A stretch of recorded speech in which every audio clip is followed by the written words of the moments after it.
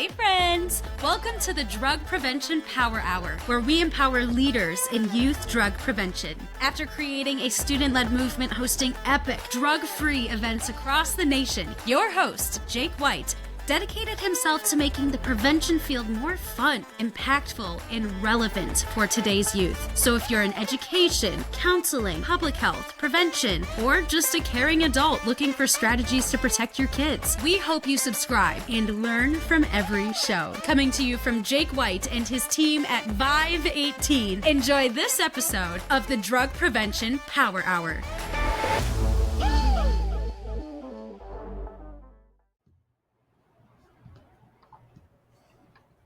Hello and welcome back to another episode of the Drug Prevention Power Hour. I'm your host, Jake White, and today I'm hanging out with another new friend. His name is Andrew Laubacher, and he is the executive director of Humanality.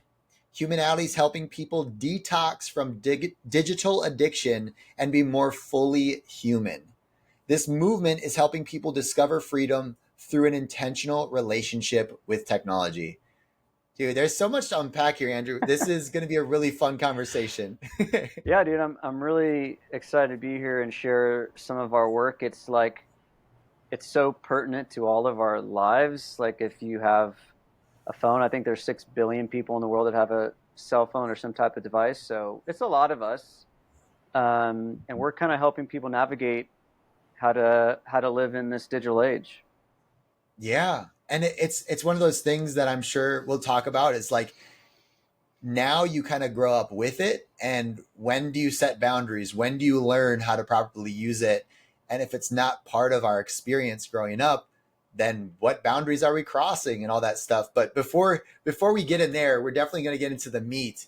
I'd love to hear a story just about you, Andrew, and what kind of got you into this work, as much as you want to share. Yeah. No, it's great. It's definitely a story I could try to share quickly.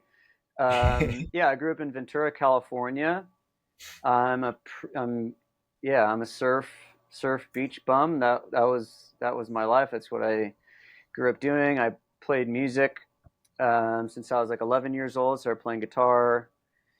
Yeah, loved sports. I had a really great childhood, and in high school is when, kind of the beginnings. I'm a millennial. So you started to, you had AOL Instant Messaging, MySpace came out, I had the flip phone. Yep. It was like the dopest thing ever when you had the flip phone. And did you have the dial-up internet that would go? Oh yeah. I was just thinking about that the other day, actually. Yeah, I had the dial-up and all that. And I'd say even at that time, and again, I'm really excited to learn more about your work and life experience. But, that's during that time in high school, that's when I, got stuck in the party scene. So I was exposed to, a lot of things, drugs, alcohol, the whole kind of shebang at like 14, so trying to fit in and belong, you don't want to be different. You do these things. And I definitely started to experience addictions in many of those realms. And at that age, I was exposed to pornography at 14. And this is terrifying to say, but that was 20 years ago now for me. And yeah, extremely addicted. It was so detrimental in my life in so many ways. But, I was playing a lot of music. I was in the popular crowd. Everything seemed to be like going well. But inside, I had really severe anxiety growing up. I had panic attack anxiety like since I was like 11. And that really affected my life, in a lot of ways. I didn't really know why this was happening to me. I had a really great childhood again. And but I turned to drugs and alcohol and tech. I realized to kind of escape some of that pain. And long story short, graduated high school, ended up getting caught by the cops and had to go to court and for drugs. And in that moment in the back of this cop car, I was like, this is not the life I want to live. And ended up going on a retreat after that and had this kind of reversion to my faith. And along with that, I started playing music at my church, and I went from like T-Pain and like Usher and like, you're kind of like, Eminem, like just gangster thug rap to like playing like Christian music, and it was like, Yeah. it was a weird transition. But anyway, I went to this school called Franciscan University. It's a little school in Ohio. Studied theology and philosophy, and that's when I started playing music at these conferences and events, and then just started getting calls to go play around the country. And I was like, wait, you're gonna pay me to like play music and fly me there and put me up at a hotel and feed me? Like, this is amazing, So I started doing that. That was 2013. I started traveling, playing music, and it just turned into a career. I mean, it was not anything I was looking to do, but I was touring full time with a band, singing and playing guitar, and that was my life really till 2020 when COVID hit. Okay. And during that time, obviously everything was online, and Zoom music and events were pretty boring and exhausting. And long story short, I ended up actually entering a seminary. So I was a monk pretty much for about 2 years. So there's a whole story within that, but you really just live a life of study and prayer. There's no tech. You are living a pretty much monastic life. And anyway, I did that for 2 years. I left discernment is what we would call it. And out of that, I started my own kind of health and wellness company, which kind of led me into Humanality, what I'm doing now. So to backtrack, just to make more sense of why I'm so passionate about what I'm doing now, is in 2018, I decided to delete all my social media and go to a flip phone. Okay. So this is at the like height of my touring as an artist. I'm going all over the world playing music, playing in front of hundreds of thousands of people, and my phone is like addicting me. I'm comparing my day to everyone else's. It's leading me to lust. It's just like this digital overload, and I was just tired of it. And my life looked awesome online, but inside, it really wasn't. And I deleted all my social media, and my record label, management at the time was like, "That's a horrible idea." And I'm like, "Dude, I know, but I really think I need to do this." And anyway, the year I did that, I went like my music, like I went to all over Canada, South America, Europe, Jerusalem. Like, it blew up. Wow. And I was already playing at a lot of these events, so people saw me, right? And I had that kind of infrastructure in place. But anyway, my like relationships improved, my concentration improved, my productivity improved, my purity improved, my happiness improved. So like, I was this weird random guy with a flip phone playing these concerts around the world, and I had no idea how this was going to be used in my life. It was just this experiment I kind of ran.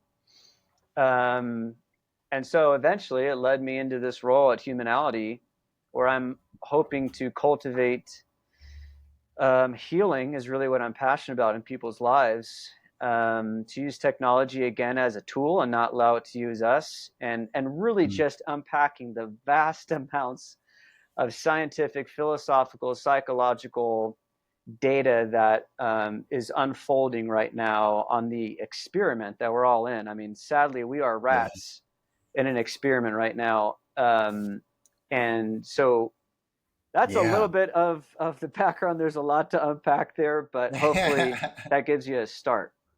Yeah. Wow. That does give me a start. And we're around the same age too, because I was born in 91, so you're Cool. 90. I'm 90. Yep. Okay, cool. And yeah, I think what's so fascinating is that when you are touring, it's one of those lives that you think, all right, I'm marketing all the time, I'm touring, you deleted your marketing per se. You're like, I'm not going to be on social media. I'm not going to embrace what everyone is saying I'm going to doing. But on the inside, you felt so much better. And that leads us to your passion for Humanality, this program you've built, that, you know, is on your website. Is y'all do speaking engagements. You have a curriculum and a program people can follow, and just being a positive influence to show that there's a healthy way to use technology, that you don't have to be a slave to it, that it doesn't own your life or control your life, but it's just a tool, and there's a healthy way to use it. And I think that's such a needed thing right now, because technology connects us to all these other things that are harmful, you know, like you mentioned. So I'm curious, from your perspective now, doing the work that you do, what's the most common problem that people, or like, what are the problems you see in the world that Humanality is like a natural fit for? Like, what do we need to be looking out for as far as technology dangers and things like that? Yeah, it's a great question. I mean, that would take probably 17 hours to go through everything, but I'll hit you with the main stuff that, you know, we're experiencing. So students at universities right now are voluntarily either giving up their smartphone and going to a light phone or a wise phone. So this is my cell phone. If Oh, wow. viewers can see. If you're on YouTube, check out that. It looks like a little Kindle. Yeah, it's literally just the tool, right? It's a phone, alarm clock, calculator, directions, hotspot. It's by a company called the Light Phone. Okay. So students decide to join the village, and they go through a bunch of detox protocols we run them through, which is really like recalibrating how to be human again. So here's some of the issues, and this is, again, laid out in a lot of different literature. The most famous book that's come out recently is Jonathan Haidt's book, The Anxious Generation, which I recommend everyone read. But yeah, a lot of what students are experiencing, which, again, we'll get into the mechanism on why this is happening, how companies are knowingly addicting us to their products, and a lot of the different psychological, emotional, and physical effects of technology. So we'll get into some of that. But what a lot of students are experiencing, I guess, at college now, which is Gen Z, right, which is a little different than you, me, Jake, but there's still a lot of similarities, like, because I was addicted to all these things myself as an adult. And here's the thing, like, this addiction with the phone, with screens, social media, gaming, like whatever your kind of kryptonite is, we all kind of have it. YouTube. I mean, I was addicted to YouTube for a while, you know, like my dad at 65 years old is addicted to Facebook. You know, there's no age, because the mechanisms at play are exploiting vulnerabilities in our human psychology, right? So some of the things that young people are experiencing, and again, I'd say this is actually most people, one is just information overload. So one of the things that the phone has done, which I you know, this is a biblical reference, but the half-eaten apple on the back of your iPhone, you know, is to me precarious insofar as that the lie in the garden, you know, that the serpent gave to Adam and Eve was, if you eat at, you know, the tree of the knowledge of good and evil, you'll become like God, right? And I actually believe with the phone, we are participating in an attribute of God, namely his omnipresence, that we were never supposed to be able to handle or participate in. So, for example, with the phone in your hand, you are now everywhere at once. You can see things happening all over the world in an instant. And we just weren't designed for that power. We weren't designed to participate in that function of being present everywhere. I remember, like, I don't know if you remember this, when I remember when the tsunamis hit Sri Lanka, and it was just a day, and I don't know if I was on Facebook or if it was just my phone, but I remember just scrolling through and watching a 30 to 50 foot wave like take out multiple people, you know, and obviously they're instantly killed. And then I just went on to another scroll, you know, it was like the next thing and the next thing. And so what a lot of what we're seeing online with the constant scrolling information overload. Actually, empathy has decreased 30% the last 40 years amongst college students.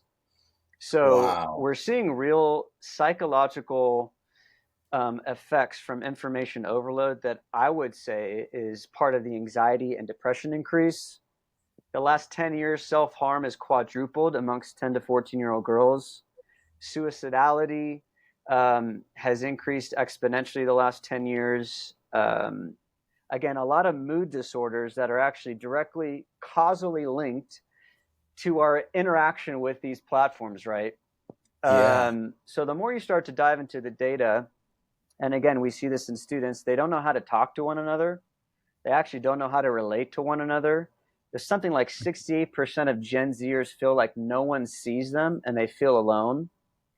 So what's happening is actually this hyperconnectivity, this omnipresence, this capacity for us to know and see everything in an instant is actually overloading our circuitry. We actually don't have the neurological wiring to be able to handle what's being presented to us in a normal scroll. There was something I was reading actually today that's like in a single morning of scrolling, you have already seen and consumed more information than a relative did in the 1960s, like in their entire life. What? You know, like the amount of information that you're able to ping, read, it's absolutely Right. over stressing the body. So yeah, plenty of self-image issues. There's literally some psychological clinical diagnoses now called Snapchat dysphoria, where young girls are literally trying to manipulate their bodies through plastic surgery to look like their Snapchat filters. I mean, there's an insane amount of what we would call nature deficit disorder that's now being clinically diagnosed, where because of the technologies, we're inside more, we're not with people more, we're actually at a deficit of getting natural environment in our lives. So students are really sharing like these really cool stories of like, they start to go outside and realize that like they can hear the birds, or they can go outside and they realize like, oh, there's a certain smell to this area. Because they didn't have technology with them, like they had been to that place before, but just not noticed it because they were consumed by. Right. Wow. Right. So like real actually, our senses are being dulled with so much stimulation. That's really what's happening. There's an increase in cortisol every time you scroll, because again, every post, every whether YouTube, TikTok, Instagram, whatever, it's two major mechanisms at play, right? Social approval and intermittent positive feedback. Now, these two mechanisms are what these companies deploy to keep you coming back for more. So we share this a lot in our villages. Like, you shouldn't feel bad that you're addicted to your phone. Like, this has been planned. This has been designed. This is their intention. The ease and the convenience that we thought was going to be like so amazing and life-changing is actually obviously creating this addiction. There's a real, again, diagnosis called nomophobia, which is literally a fear of not having your phone on you, where people, when you don't have your phone on you, you start to get anxious and stressed out. Like, I'm missing a notification. I'm missing an email. Oh my gosh, someone's going to text me, or I'm missing that streak, I mean, kids are literally having physiological detox symptoms when they go through some of our programs. So anyway, there's a lot to unpack of what we're seeing, but that's maybe a little taste. Okay. Yeah. Yeah, that is a lot, and you could see all the legs of where this technology takes us and how it impacts the brain and things like that, which I'm sure, like you said, we could spend days talking about that, and because the brain is such a miracle, and all these things that just like substances, like a drug, will hijack the dopamine receptors in your brain, and how that relates to technology as well. All these different things that are just fascinating to learn about. They're also really scary to learn about. And it makes me definitely want to pivot to, the hope, the good side of this, of like what you're doing and what that process is, because you talked about a dopamine detox. And I want to, if you give us a brief, in my mind, when I hear dopamine detox, it basically says, hey, you are cutting dopamine. And maybe you didn't say that. You said technology detox. That's what you said. Yeah. So you're not using technology for a certain period of time, which if you are addicted is going to trigger withdrawal symptoms and things like that. Mm-hmm. And so you would need some support around you.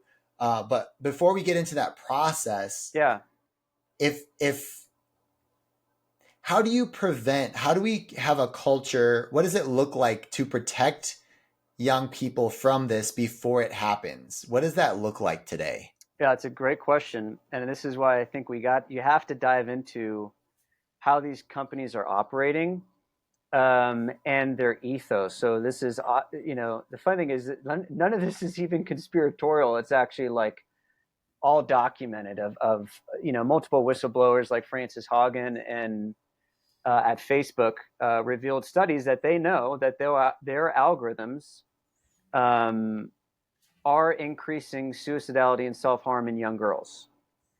So like all of these companies know that their products are harming people. And that's what's really difficult about this, right, Jake? I assume what you're doing is like amazing and like you're trying to help people and you're probably on these social media platforms to try and help people. Yeah. But the sad reality is Marshall McLuhan said this, he's kind of the godfather of a lot of this philosophically with Neil Postman, but the medium is the message. It was his kind of famous saying. And the sad reality is the medium is actually corrupting our capacity for real connection, real comprehension, obviously sustained attention, and actually allowing us to be free. So my point is that these algorithms, they know on these platforms are designed to addict you. And actually, because their algorithms are in what's called a dark, like black box, like we actually don't know how they operate, but we know their effects. And we know that they know that their algorithms do a few things, but they're all about engagement. So on all these platforms, what gets engagement, usually because of our human psychology and human nature, is our negative emotions. So negative emotions reside longer in the human person. So you'll notice on your YouTube and a lot of your posts, it's like people's faces are like really exaggerated. It's a lot of red colors, everything down to the color, to the emotional response is getting us to engage, because the more that we stay longer on these products, the more money they make. So while you and me are trying to maybe share things or post things that are good to change the world, these algorithms are set up in a way that is trying to keep the user engaged. Like these aren't free platforms. Now we're specifically talking about your Snapchat, TikTok, Instagram, Facebook, right? Your kind of traditional social media platforms, X too. So the name of the game is engagement, and they make money from your engagement. So they aren't incentivized actually to respect your autonomy. So to answer your initial question, to me, it's getting hard. Like the more I'm studying about how these companies work, how the algorithms work, the data we know on the effects, it is dose dependent. So there's multiple studies that show that the more your time increases on these social media platforms, the worse your mental health outcomes are. It's dose dependent. Okay. So your average American's teenager is spending 5.5 hours on social media a day. Your average American is 7 hours a day on a screen. And average actually for young people, like screen time a day is about 11 hours. So literally more time. The CEO of Netflix actually said once, he's like, our main competitor is actually sleep. Like the main competitor is sleep. And that's really, what's happening. Our screen times are out of control because, again, these platforms aren't designed for moderation. So to answer your question, I would say, how do we help these generations? There's kind of multiple things Humanality is doing, right? We're helping people detox that have grown up with this since age 7, right? That's going to be a whole protocol. It's going to be a whole new protocol for you and me, like our generation. It's going to be a whole different protocol for parents and your grandma and grandpa, so for teens, Dr. Nicholas Kardaras is on our team. He's probably the top tech addiction expert in the world. He has a book called Digital Madness that I highly recommend. But his whole point for the younger generations is delay, delay, delay. So we're talking specifically about smartphones and social media. And so for people that are listening, they're like, man, the experiment went bad, right? Like we have enough data that shows like, something didn't go well. And in 2017, I think the 19 was the first time we've seen U.S. life expectancy drop. And this is even pre-COVID, right? Like our chronic disease epidemic, loneliness epidemic, obesity epidemic. I mean, we are in a slew of epidemics that I would say technology as a whole is having impacts on all these. So the question is really, what can we do, right? And again, this idea I've been working with for a while is this minimal effective dose. So that's kind of in the health and wellness fitness world. I'm super in, like, I was just in a sauna prior to this podcast, and I'm a nerd with all this stuff, right? Okay. I like the health and wellness space. It's a lot of what we're doing, but this idea in the health and wellness world is this minimal effective dose. It's like a 7-minute workout will give you like enough impact on your health to give you the biggest bang for your buck, right? Okay. So my thing with people who are maybe looking to have a better relationship with tech, maybe detox from the doom scrolling or pornography or gaming or gambling or whatever your kryptonite is actually find what is that minimal dose of technology in your day that's going to give you the biggest bang for your buck. So for me, I operate on a light phone. I deleted all my social media. I have no social media. It's been like that for about 7 years. I use a laptop, which literally allows me in Wi-Fi to do everything that I need. I have an iPad for like specific apps that I need. When I'm in Wi-Fi, I can access them and use them as a tool, but I don't have any social media, YouTube, any of those things on there. So Okay. again, this is going to look different for everyone. I don't know if this is fully answering your question, but if you have children, the idea is delay as long as possible. Yeah. That's what all the data is kind of pointing to. And then if you're in this technological world and you're looking to live a better relationship with tech, you really have to identify what's your highest value and what's your goals. And do these technologies get me closer to that vision of that life I want to live? Do they get me closer to those goals? And if so, how can I put them in their proper place? Yeah.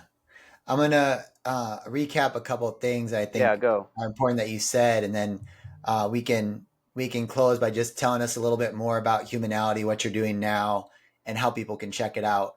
But I have seen what you're talking about. So like during COVID at Vive 18, like I was speaking, I had a ton of work across the country doing drug prevention. Nice. And the idea is very similar, is that if you delay use, you know, when your brain is fully developed and that frontal lobe is developed, you can handle certain things. But as a young student or somebody, when your brain is growing, you're more susceptible to addiction. So just by waiting, you're less likely to become addicted. So I get that. And I think our listeners will get that too, because the technology you're playing with, it operates in your brain in a very similar way to those substances. 100%. I mean, that's what all the data shows. Actually, gaming now, you know, they show, okay, with cocaine, this amount of increase, 300% increase in dopamine.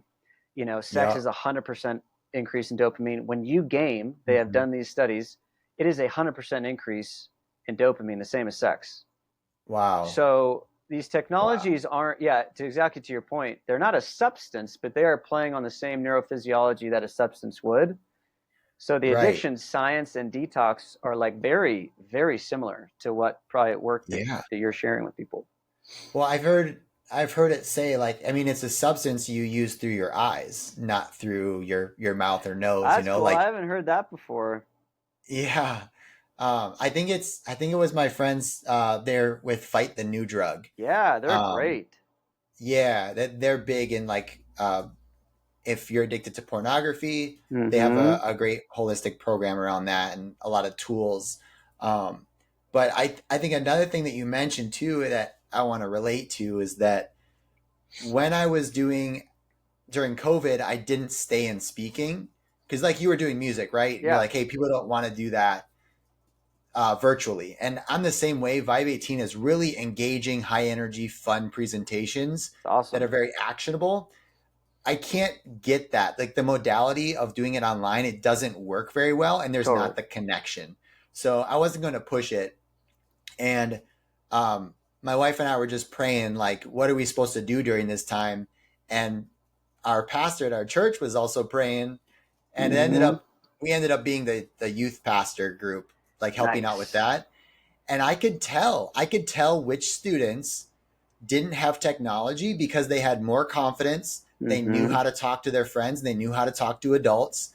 They were very creative. 100%. Like if they were, one student was bored and you're like, man, they shut down or they pick up their phone. These students were so creative. They were getting people involved. They were leaders. They were conversationalists.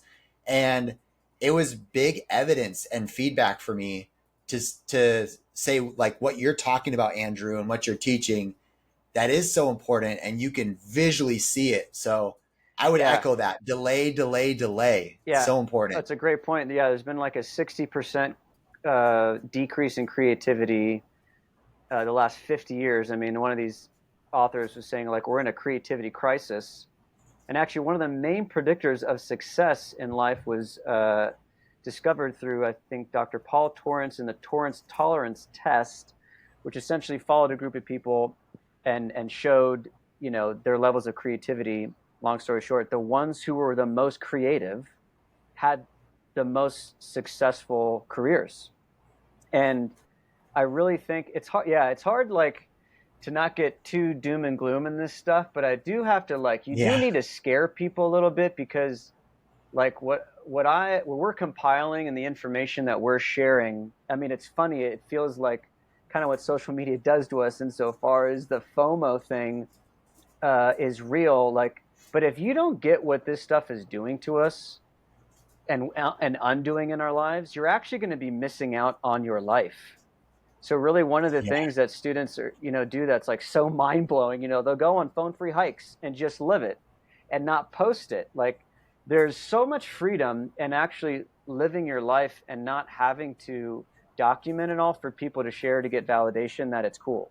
Like, that was really changing for me, where all of a sudden my life wasn't a performance. And I just got to catch up with people. Like, Jake, I still get to experience this. Like, I just found out my friend had a baby the other day and I had no idea. And I found out like 2 weeks later, and it was like, yes, would have been nice to know the day of through a post that I could like. Yeah, but I got to hear it from him after he didn't sleep for 2 weeks and share the story. And it was like, and it was amazing, like there is so much that's being lost that I do want to wake people up to the reality that this isn't working. Like, the way we're living isn't working. I think there's going to be other technologies. I think Substack, to me, seems to be a great technology that is a place where there's articles, you're sharing your work. It's not so much of this comparison, experience. Like, I think there's going to be technologies that come out that can be used as a great tool to share great work like you're doing, Jake, and that aren't going to be harming people along the way. There's literally 15,000 people that are hired by Facebook, Instagram, and TikTok, and these other companies that are called moderators. And every day around the world, these moderators are in horrible working conditions. They have to watch and view the most grotesque, horrible things that come on all of our feeds, and they have to click through them and like filter through them so we don't see them on our feeds. Now, a lot of these people are having to go through major PTSD therapeutic help because their lives are sitting at a screen all day, moderating, just the worst things you can think of, And so anyway, I just don't like how people are being used by these products. And really, Humanality is about freeing people. Like you, dude, I'm in the business of freeing people. And I was addicted to all these things myself. I know what exactly it's like to feel like you're stuck, to where, like, man, I should be making this much money at this point because this guy's 21 and he's making $1 million, or this person's married to that person, or that person has that job. And anyway, I know what these things feel like because I went through them, So I do want to encourage people to really take this stuff seriously, like this is your life. The average 18-year-old right now, and then I'll shut up, Jake. I could talk about this stuff forever. The average 18-year-old right now is on pace with a 90-year lifespan to be on the phone 93% of their free time, which if you break their lives into months, that's over 27 years of their lives are going to be spent on a screen. So, dude, I looked at my own screen time and I was like, no social media, nothing. I was about 5.5 hours on my smartphone, and I would find time on the Weather Channel. I would waste time on my Delta app. I would freaking find something to waste time. And I looked at my screen time and did the math myself. And I was just thinking to the end of my life. And I know at the end of my life, I'm not going to look back and wish I would have scrolled more. I'm just not going to wish I would have liked more or watched what other people are doing. Really what most people that are dying, you know this from pastors that talk about near-death experiences and people that are dying, what's the two things they talk about when they're dying? Yeah, who you connected with, right? Your people, your impact. I don't know. It's who you loved and regrets. And usually those regrets are connected to people. They're not connected to things. They're not connected to money. They're not connected to career. It's people. And actually, I think like right now, this is an amazing technology. You and me can talk. It's disembodied, but we are communicating, but we're not together. So there's something missing here that's not fully present, but it's still good. Yeah. But in our day-to-day, if we can find ways to get more in person, that would maybe be my closing encouragement, right? Okay. What are some ways that you can get in person with people that you love, right? Your average family in 1960 ate meals together for 90 minutes. Your average family today eats a meal for 12 minutes together. Like find ways to share a meal together where technology is not involved and you just converse and catch up with your day. You know, I love that, Andrew. That's great. And our audience is hearing that and they're like, yes, protective factors that protect you with good relationships, with connection, with positive dopamine, all that stuff is, man, this was really helpful. And I want to get people over to learn more about what you're doing at Humanality. Where should we send them to go learn more? Humanality.org. So we just have a website, which is always funny. It's like, are you on Instagram? It's like, no. I mean, we're doing a very different, obviously, methodology here. So anyone listening to this that's at a university, you can be religious, you can be atheist. It doesn't matter, political, religious. If you want to start a village, you can launch a village at your university. It's for free. All you do is go to our website, humanality.org, click Start a Village, and you can start meeting together, going through these detox protocols. We have a whole curriculum that is really, again, unpacking blue light science. It's unpacking our movement, sedentary living, technology on multiple different fronts. And eventually we'll have villages ready for families and individuals. And there's going to be a bunch of fun stuff, ready in the coming months. I want to see people, just being more fully human. I mean, we have lost some of the most beautiful gifts of being human, and we want to help reclaim some of those things. While again, using technology with intentionality. I am not Amish, and I'm not a Luddite. I'm using technology as a tool, But we want to help free people.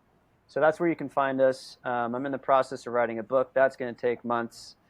I think podcasts like we're on right now are great. So we're going to launch one of those in the future. And hopefully, Jake, you can come on ours.